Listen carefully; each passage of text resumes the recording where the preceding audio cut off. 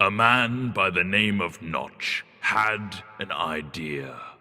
A cave game, a sandbox seemingly endless, an adventure that had everyone saying, just one more block. This man, that game, those blocks have brought all of you here to celebrate what has become Minecraft.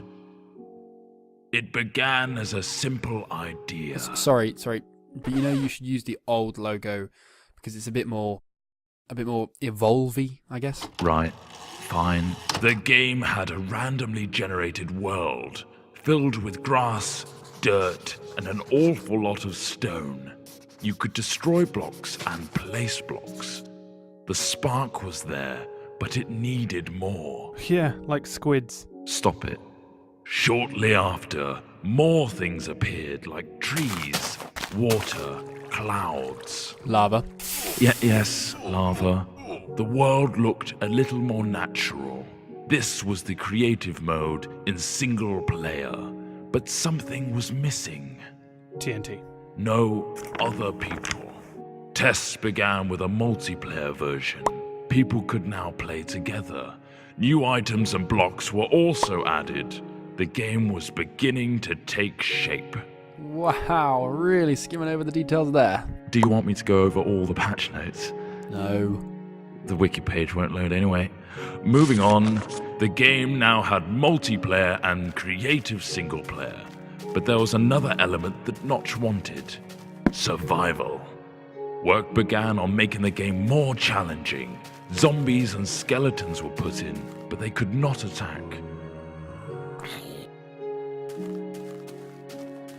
Sheep and pigs were added too. Whoa. Notch also fluffed the coding of the pig and it turned into a creeper. At this stage, this version of the game was labeled Classic. Classic. Brilliant. Then from Classic came the in-dev version. What on earth does that mean? No idea, not important. Dynamic lighting was put in, a new sound engine, and more importantly, crafting was introduced.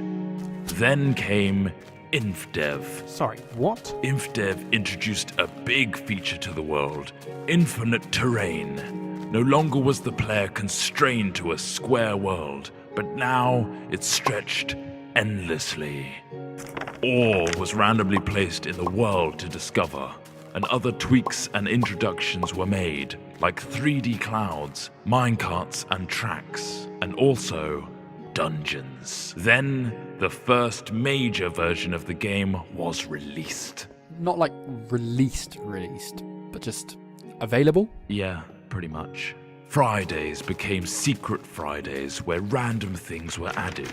The first being redstone, which allowed complex circuitry to be created. What, like that thing? No, that's ridiculous. Snow worlds were added, so were boats and cows, along with a whole host of new items. Oh, and slimes. Those bloody hopping things.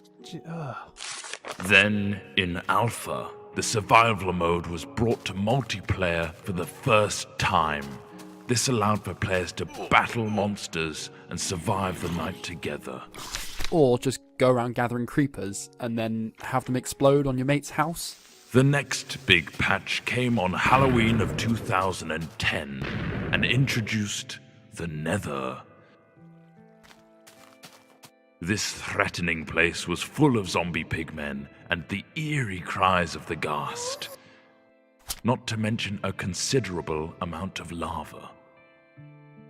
The game hit beta. Ta-da! Lots of new things were added in beta, like dispensers, note blocks, cake, redstone repeaters, and beds. The lighting also got a smooth upgrade. Wolves were now on the prowl, and you could tame one as a pet with a stash of bones. Weather was introduced, including snow, lightning storms, and rain. Oh, look how cute that wolf is shaking off the rain. Aw. We finally found ourselves in 1.6 with the introduction of maps. A new way to navigate the endless blocks of Minecraft here. things got pushy in 1.7 with pistons, leading to some clever contraptions. 1.8 gave vastly improved combat mechanics, allowing the player to sprint, draw back their bow, and land critical hits on their enemies. A new terrain generator was added, along with quirky NPC villages and mighty strongholds. And now comes the end. A true challenge awaits you in this unforgiving realm. But that is something you'll have to discover for yourself. The next page is yours.